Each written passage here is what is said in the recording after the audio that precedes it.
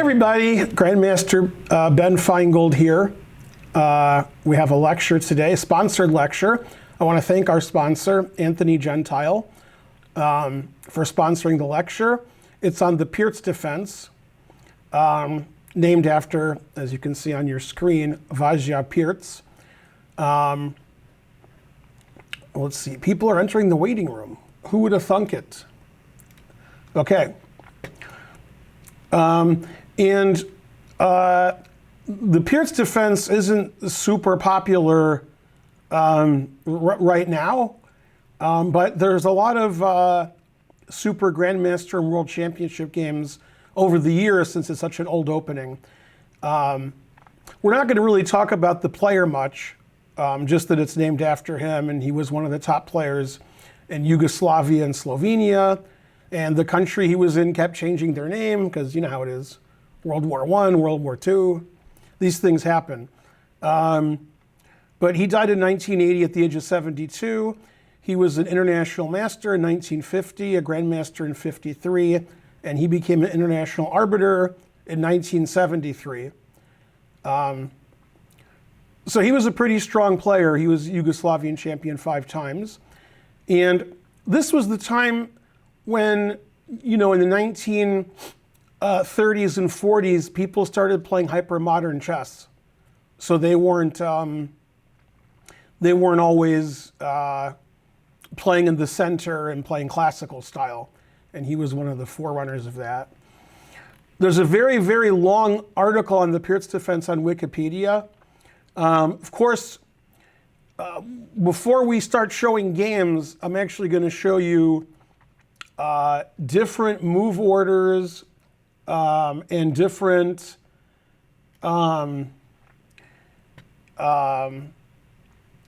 openings that aren't the Pirc, that look like the Pirc. And if you live in the United States, and most of you do, if not all of you, most Americans who are lower rated call it the Pirc.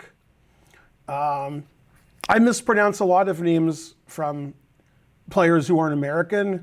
So when they say Pirc, I know what they're talking about. But I think Pirc is considered the most normal way of pronunciation. And you can see in the diagram on your right, it says Pirc defense, and that's the starting position. Of course, you can transpose from a different move order, which we're probably going to see. And it talks about the different variations, Austrian attack with F4, then other systems. And what's good about the Pirc for white and black is you can get many different kinds of positions very early. And you can prepare novelties pretty early also. On Wikipedia, they discuss some famous games. Now, the most famous game, of course, is Kasparov-Topalov, which many consider the greatest game of all time. And I've lectured on that more than once, so we're not going to talk about that today. The game Tal Petrosian, I've also lectured on before. And then there's the game Azmai Parashvili beat Karpov with black. Korchnoi won with black against Fischer in 62.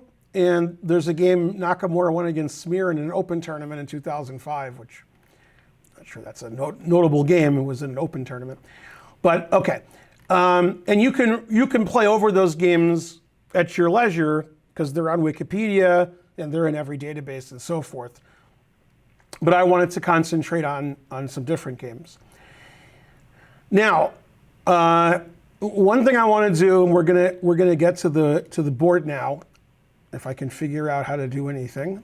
Okay. And first, let me share the screen with you guys. My mom told me never to share. It looks like it is shared. Huh, that's weird. Okay. And I want to explain the difference, if I know the difference, I'm not saying I do, between the modern, the King's Indian, and the Pirc. Okay. Now, if you see a white pawn on c4, ever, that's not a Pirc. If you never see a white pawn on c4, that's not a King's Indian. And The typical move order for the King's Indian is this. This is typical. And then we can, oh, it didn't play knight c3, didn't like it. And then you can usually play e4, but you don't have to. And when you see this structure for black, you can see that structure in the Pirc, the modern, and the King's Indian. And we're not going to talk about the modern and the King's Indian today, but this is a King's Indian because white's pawn is on c4. That's not a Pirc. The standard Pirc move order is e4, d6, d4, knight f6, threatening the pawn, knight c3, g6. And in the Wikipedia article, which we saw earlier, that was the starting move order of the Pirc. Now the modern, which is very similar to the Pirc, by the way, and can transpose, is when black delays or doesn't play knight f6 at all. So if you see black playing g6, bishop g7, d6, a6, c6, and the knight staying on g8, that's usually called a modern. And one of the ways to play the modern, and in the modern, white can play c4 or not play c4. So like in this position, knight f6 would be a King's Indian, knight c6 would be the modern. And it's not a Pirc because the knight's not on f6 and white's played c4. But it's not a King's Indian either unless black plays knight f6 pretty quickly, then it could transpose. So the main thing you're looking out for in a Pirc is that white has not played c4. If white plays c4, it's probably a King's Indian, could be a modern. Now we're going to look at 3 games today. The first one's quite famous. There was a world championship match between Karpov and Korchnoi in 78 and 81, and de facto in 74, since Fischer refused to defend his title. In 78, Karpov was up 5-2, and it was first to win 6 games. And then games 28, 29, 30, and 31 of the match, Korchnoi won 3 of those games with a draw. So now the score was 5-5. And they were playing game 32, and if somebody won game 32, they would become the world champion. If it was a draw, they would keep playing until somebody won. And this is game 32. This is a pretty famous Pirc. And I remember looking at the game with my dad when it was in the New York Times the day after, because we didn't have internet then. And I was very confused why Korchnoi resigned. But I'm less confused now because I'm better now than when I was 8 years old. So, okay. So this is the game Karpov-Korchnoi, World Championship match. Now I'm not necessarily showing this opening from one side or the other. I just want to explain the opening to you guys. It's not like white wins by force or black wins by force. It's just an interesting opening. And right now, it's not very popular because super GMs feel white can get an advantage in more than one way. And openings go in and out of fashion. So sometimes an opening's popular and then it's not. Now, if you look at all the blitz and bullet and rapid tournaments that are going on now, some of them online, some of them not online, then you'll see more Pirc, because it's a good way to play for a win with black, because you get this asymmetrical kind of position. Okay, Karpov, I don't want to say the word boring, but Karpov plays the most solid way. Solid. See, that was good. Yeah. Knight f3, and the Austrian attack is with f4. That's more of a way Fischer would play, more aggressive. Bishop g7, bishop e2, castles. And white's not going for too much. White's not castling queenside and playing for mate, which we're going to see in other games. White just says, I have the center, so I'm better. And you don't have the center. Okay?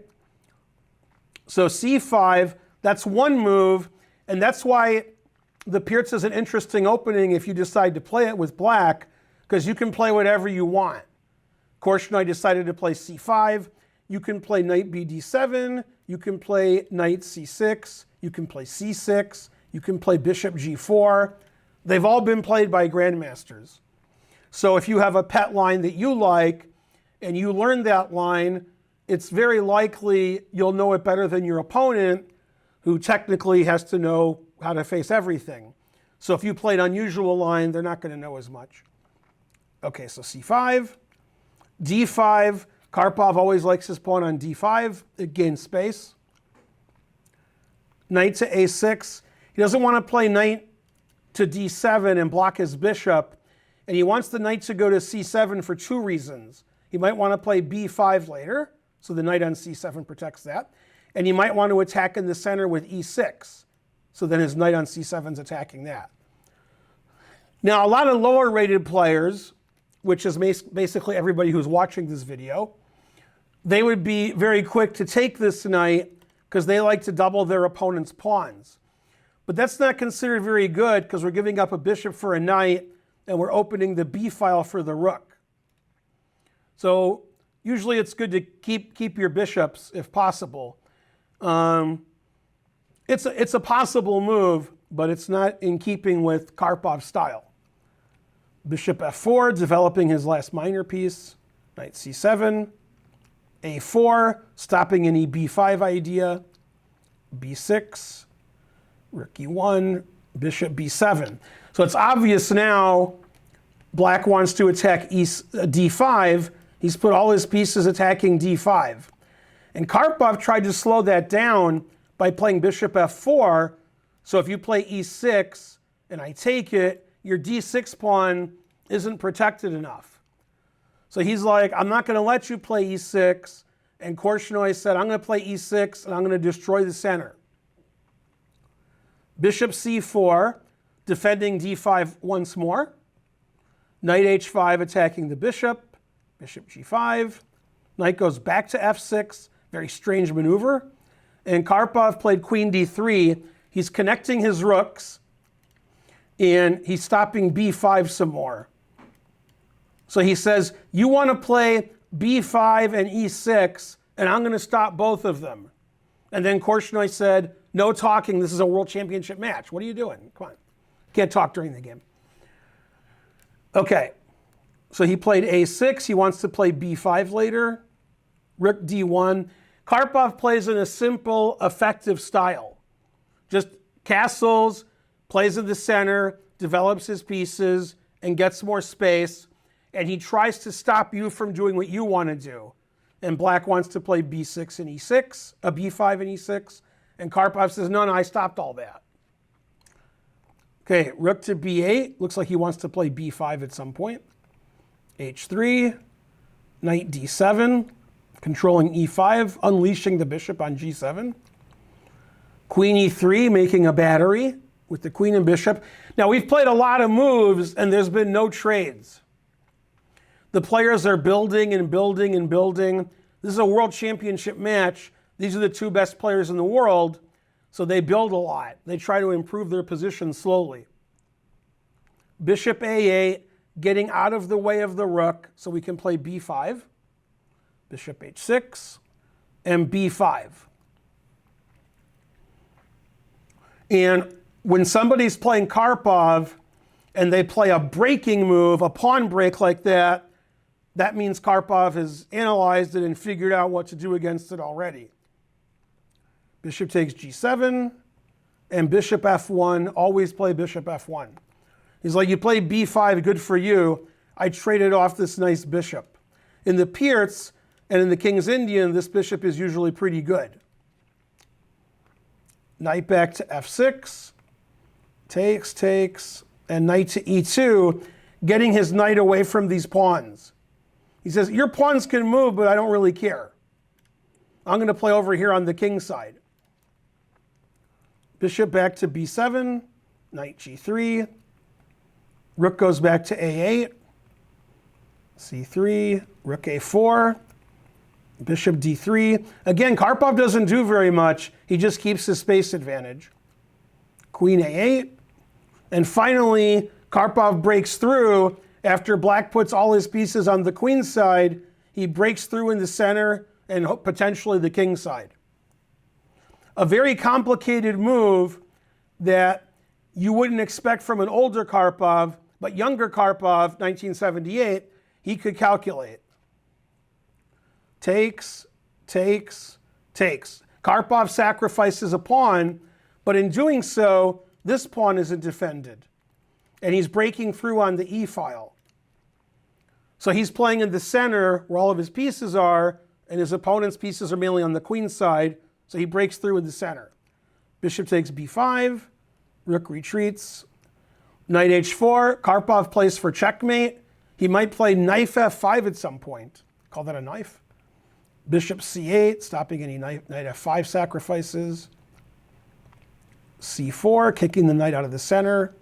And he takes a pawn. Now white's up a pawn. White was down a pawn. He won the queenside pawns. Now he's ahead a pawn. Although his knight on h4 is a little silly. Queen b8, defending his knight. Bishop f1. And Karpov says, I'm up a pawn. Hooray for me. And he's allowing black to take this pawn because then he can play knight f5 without even sacrificing. And the e pawn isn't defensible and getting checkmated and stuff. So of course, I play king h8, getting off the g file. Rook d2, queen h6. Korchnoi defends himself, and he decides to trade queens because knight g5 looks too strong. He doesn't like this queen all up in his grill, so he trades queens. And Karpov says, I don't want to trade queens. He says, now all your pieces are stuck on the king's side being passive. King g7, knight g5 obviously, and then b4. And this is a very nice example of overworked and decoy and deflection. The knight's defending the rook, so we can't take the pawn because queen takes rook. So here comes white's pawns. White moves his pawns up. And something most of you won't understand, possibly all of you won't understand, but somebody will on YouTube. Many, many, many years ago, including 1978, games were adjourned. Games are no longer adjourned, but they used to be. They would play 40 moves or 50 moves or 4 hours or 5 hours. Then they would stop. They would finish the game later. And this was very common in world championship matches because some of the games took a long time. Time control for most world championships, between like 1948 and 1990, let's say, was 40 moves in 2.5 hours. And when they got to move 40, if both sides took all their time, they've been playing for 5 hours, then they would adjourn and they would finish the game the next day, which they don't do anymore because you could put Stockfish and Leela and your grandmother looking at the game and giving all the right moves. And this position was adjourned, and instead of continuing the game, Korchnoi resigned. And when I was a child, when this game was played, I'm like, he's only down a pawn, why is he resigning? And my dad said, well, there's 2 connected passed pawns here, eventually that's going to cost black a piece, and black doesn't have any compensation for those 2 connected passed pawns, he's just completely lost. And I didn't understand any of that. I was like, he's down a pawn. Come on, you can't resign. So in that game, black never really got the counterplay that he wanted, and eventually the queenside pawns that he pushed got captured. And Karpov, as a consequence, became world champion. So if you want a solid way, well, he didn't become world champion, he retained his title. He already was the world champion. If you want a solid way to play with white and you want a stem game to look at that you want to emulate, this would be a good one. Karpov played very solid, played in the center, tried to stop his opponent's breaks, and eventually, because of that, retained his title as world champion. Okay. So this game was played in Reykjavik in a World Cup event between Mikhail Tal and Jonathan Spielman. Spielman liked to play all kinds of weird openings. He was playing b6 and d6 and g6 and e6, and he was getting the game out of theory as early as possible. And Mikhail Tal, as you know, was a great attacking player. Although this game was played in 1988, and Tal was the world champion, in the early 60s, so a little bit past his prime. Still pretty good. Not much is known for the young players today about John Spielman. Spielman was one of the top 10 players in the world and a candidate in the late 80s and early to mid 90s. And he won a candidates match against Yasser Seirawan, 1988, and he played in a lot of the Super GM tournaments. And for somebody who was a Super GM, he had a very odd style. He played very unusual chess. And Tal was a little more straightforward. So when Tal plays Spielman, if Spielman plays his brand of chess, which is a little offbeat, it's possible he'll get crushed, because Tal is the kind of guy that would crush that. It's not only possible, but let's have a look. Okay, so they started the same way. He played g6 instead of knight f6.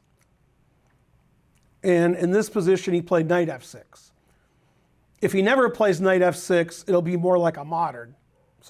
And if you guys have a good memory, I'm not saying you have a good memory, but if you have a good memory, this is the Karpov-Korchnoi game we just looked at, but it's transposition. They didn't get there the same way. It still appears. Castles, castles. Still the same game. If you guys remember like I do, Korchnoi played c5 here, and Karpov played d5. And that's what Spielman did, d5. In this position, Korchnoi played knight a6. Spielman did the same thing. Rook e1. And Karpov, I believe, played bishop f4 in this position. Slightly different. Knight c7, bishop f4, so we're transposing again. b5. Okay, and you saw Korchnoi played a more slower build-up, and after knight c7 in the Karpov game, Karpov played a4, stopping b5, and Tal's like, you want to play b5? Go ahead. And Spielman said, yeah, I want to play b5. And this is typical in the Pirc, is we're sacking a pawn, or sometimes not sacking a pawn on the queen side to take over the center. And you can see the knight is attacking the pawn, but it's also defending this pawn on e4. So it's not really a sacrifice. Knight takes b5, knight takes e4. It's a trade of pawns, and the center is going to open up, and Tal liked that because Tal has a lead in development, and he has his rook on the half-open file. So he said, yeah, let's open up that e-file for me. Knight takes, queen takes, bishop c4, just like Karpov, stopping the e6 break. Also, he's attacking the knight. So the knight moves back. And depending on your point of view, the way you look at chess, you could argue white's better. White has a lead in development. White has his rook on the open file. White has more space with his pawn on d5. Or you could argue white gave up an e pawn for a b pawn. Black has more center pawns. Black has the open b file. I like black. Okay, and that's why they play the game. Okay, h3. That way his bishop can go back to h2 if it's ever attacked, like in the Korchnoi game, knight h5.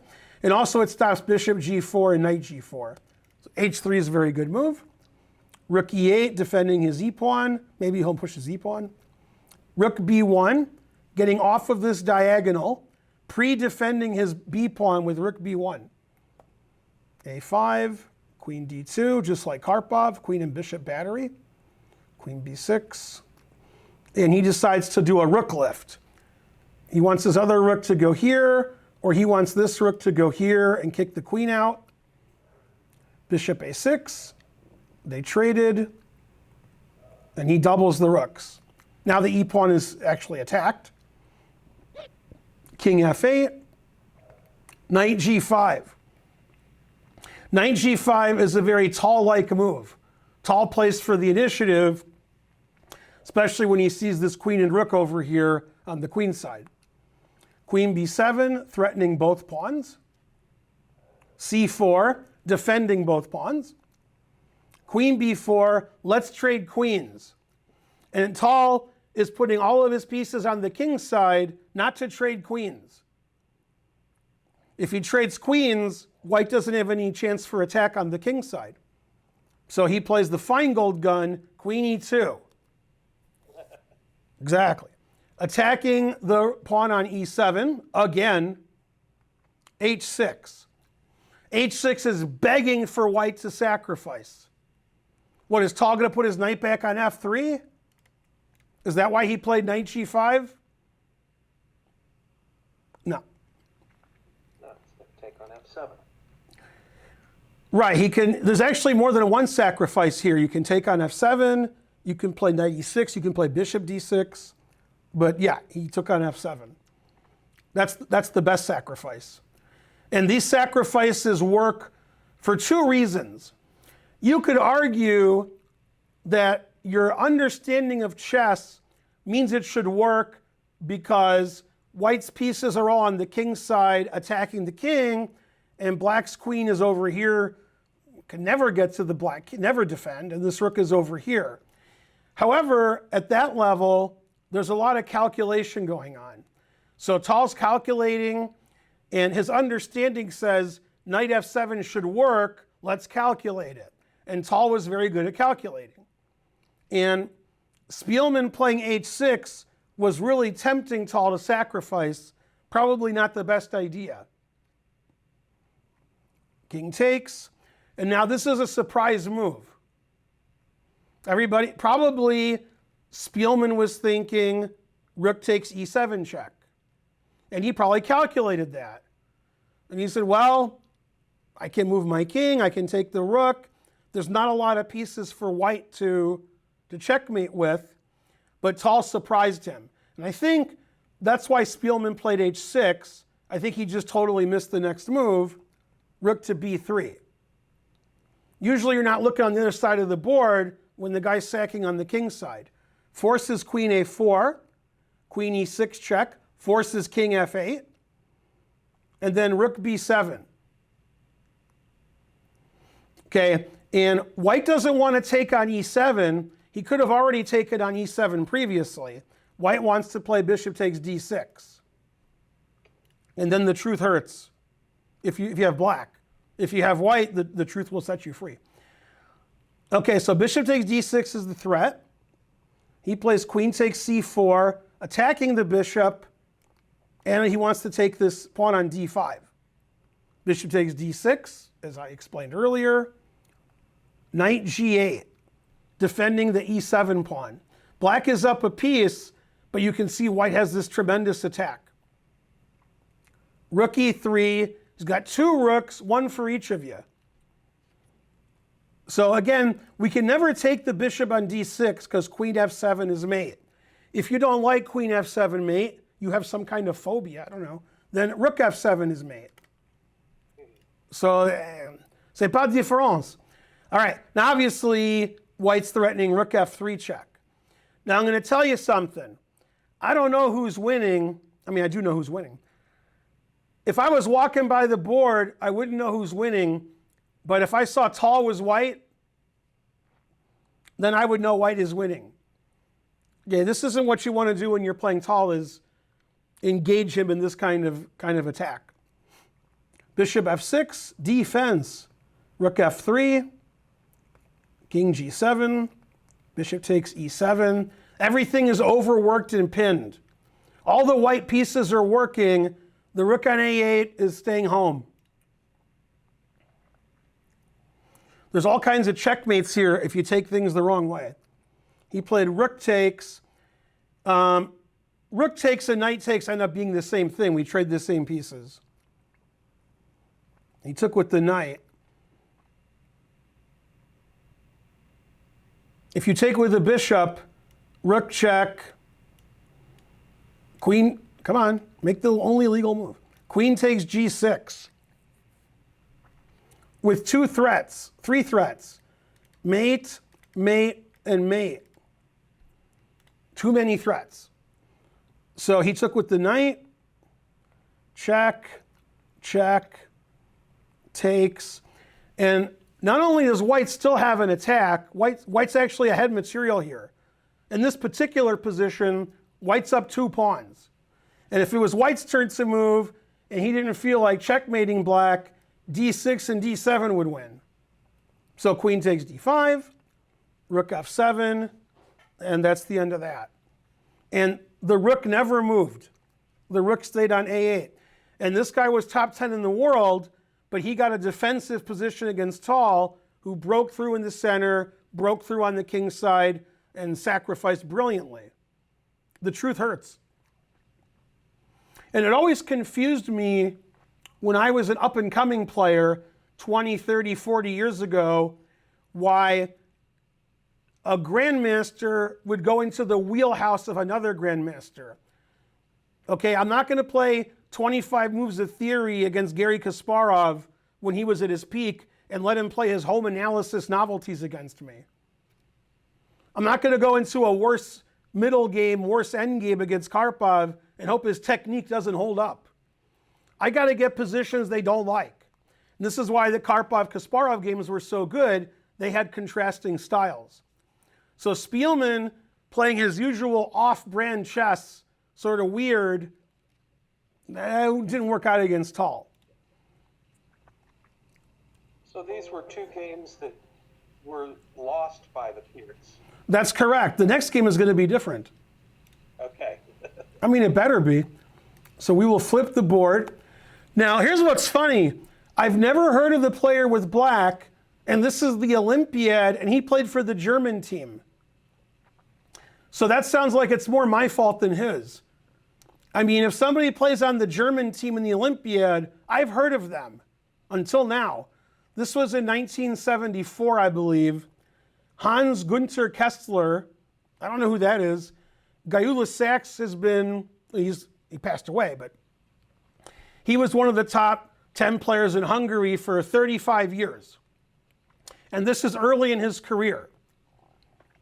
Okay, so we have unusual move order again, but we get to the same position, and Sachs is like, all right, you play the Pirc against me, and that's the way Sachs played. He played super, hyper, crazy aggressive. And when I have white in this position, I like to play g4, but that's a different story. I'm not the one on trial here. g4 is not a good move. Okay, he plays h4, black responds with h5, and when you play h4 early in the Pirc, which you can do, you indicate you want to attack the black king. You're probably going to castle queenside. And probably the most fascinating games for a spectator, for the viewer, is when they castle opposite sides and they both try to mate each other, like in this game. Okay, bishop g5, can't kick it with h6. c6 has several ideas. One is to get the queen out. One is to play b5, especially if they castle queenside. And occasionally you play d5. Excuse me. Queen d2, he's really trying to castle queenside. Queen c7. So this indicates he wants to play e5, but he doesn't want his knight pinned. Castles, knight d7, f4. Sachs is going all in. Not the way Karpov and Tall met the Pirc. Sachs is playing like a maniac. f4, h4, bishop g5, long castle. And you might think, well, he lost because he did that. Well, sometimes you win quickly doing that. And in fact, if you go to the Wikipedia article, you'll see a similar way of playing in the Foxwoods 2005 tournament between Nakamura and Smirin, and Nakamura won in 20 moves with white. Very similar to this. Nakamura went all in, and his opponent folded.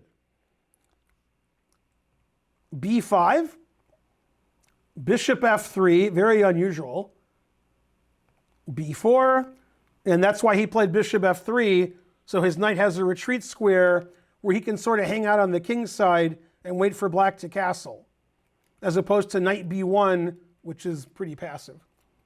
a5, f5, bad move. He should have played e5. And usually when you play f4, you're playing for e5. He played f5 because he wanted to play knight f4, I assume, putting pressure on g6, e6. G takes f, e takes f, knight b6. You may have noticed, I know I did, that black hasn't castled kingside yet. Black is in no hurry to castle kingside. White's already played f4, f5, h4, bishop g5. His queen and bishop have a battery on the diagonal. He's like, all right, I'll keep my king on e8, but I'm going to start attacking you. Knight g3, knight c4, queen e2 attacks the knight, d5. Now d5 not only defends the knight, but I could imagine a lot of the lower rated players watching this video, they're like, I attacked his knight and he defended his knight. And that would be like the end of their thinking. Thinking not being the strong suit of a lot of people. But d5 also has a threat. d5 unleashes the latent potential of the queen. All of a sudden the knight's attacked on g3. So knight takes h5, that pawn's a free pawn. He sacrifices the exchange, always sacrifice the exchange. Takes, and then he plays a4. So he keeps his knight on f6 for defense. His knight on c4 is great. His pawns on the queen side are great. Bishop takes f5 is coming. And white, rook here, knight here. White's won some material, but this game is going to be decided by who checkmates whom. He played knight h3, getting his last minor piece out. b3, takes, and a3, blocking up the queen side. Now that the queen side's blocked, black has no way through, and he resigned. No, wait, that's not what happened. No, he said, wait a minute, you can't block the queen side. Rook takes a3.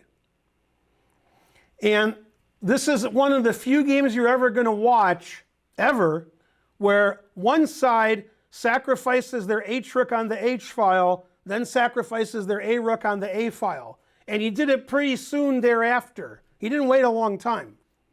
He doesn't need rooks, he needs minor pieces. Okay, well, we can't allow rook a1 mate. So we got to take the rook. Queen a5.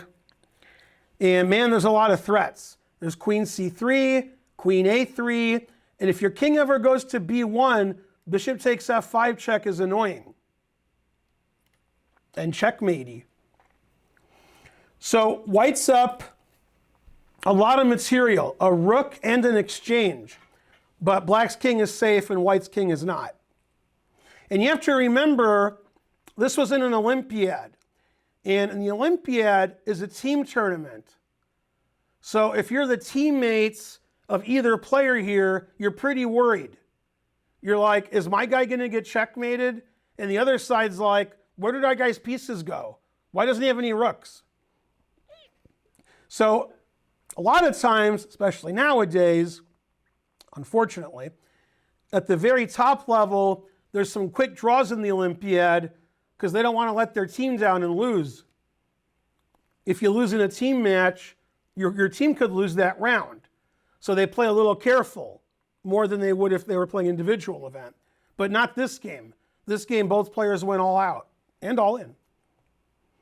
Okay, he played rook d3, stopping queen c3 check, queen a3, king b1, always play king b1. Bishop takes f5, just taking a pawn, pinning the rook. Now, it was black's turn to move. Black would take the rook, white would take the bishop, and queen b2 mate. So we have to do something about that. Fortunately, if you play bishop c1, I play bishop takes rook, and queen a2 mate. And again, without doing a lot of analysis, just having a general chess understanding, black is attacking with a lot of force over there. The queen, the knight, the bishop, the pawn. And white is dominating the king side. Not very important. Not defending his king, not attacking black's king. That's what you get with the Pirc, is you get these really unusual type of positions that most people aren't prepared for. Most people spend all their time, especially the top level, looking at the Italian and the Berlin and maybe the Najdorf Sicilian, and they don't spend a lot of time on the Pirc. It's not very popular. And you get these kinds of crazy kinds of positions. Knight to f2, defending his rook. So now if you take the rook, you can take with the knight, and your queen is still defending here. b2. Rook takes queen is illegal, otherwise it would be good. The rook is pinned. No taking the queen. And black wants to play queen a1 check. And you really can't stop queen a1 check. You just have to make it hurt less. He played bishop takes f7 check. I guess that way he doesn't get mated as quickly. Not sure what the point of that was. Then he took on f6. I'm still not sure what bishop takes f7 check was. It doesn't matter, but it's a strange move to play. Okay, he ignored that and played queen a1 check. Always ignore everything. King c2, recommended by the engine. It's the only legal move. All right, now in my live audience, since this is the end of the last game, I'm finally going to ask you a question. Black made a move here and white resigned.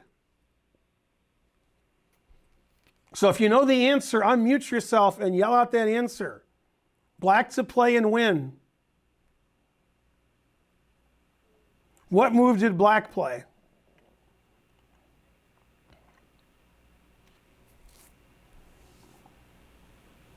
Knight a3? Knight a3 is probably okay. It's not what he played. What he played was a lot cooler. That's too boring.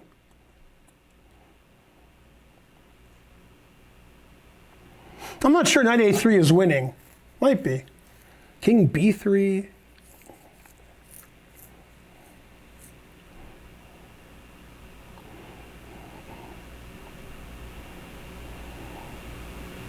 Oh, could it possibly be pawn promotes? That is not only possibly, that's correct. He's got two queens, one for each of you. Now this is very easy to analyze because white only has one legal move. White has to take it. Queen a2 check.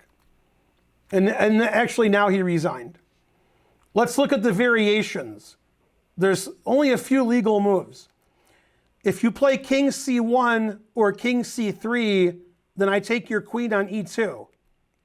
And then your rooks are still skewered, and your knight is attacked, and you're getting mated. Otherwise, you're doing great.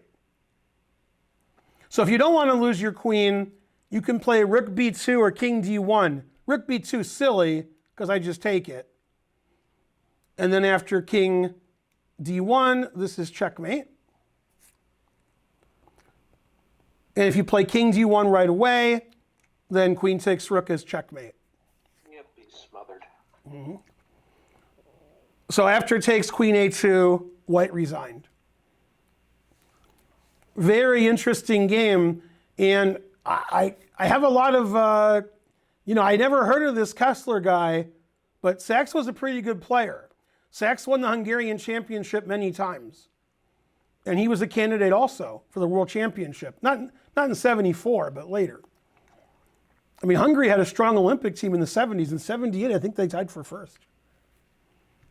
Yeah, Hungary was pretty good. Then they got good later, too. So a brilliant game from black, sacrificing a lot to attack, opposite side castling. And you get these really interesting games in the Pirc. And if you are going to play the Pirc with black, one good thing about it is most people who are not opening proficient like some super GMs, they're just club players. That's not really an opening they've looked at because they never face it. It was played more 30, 40, 50 years ago, and they don't really know what to do against it. So you get, you get on your home turf there if you like those kinds of positions. So that was the Pirc. Thanks to our sponsor again. Anthony Gentile, for sponsoring the lecture.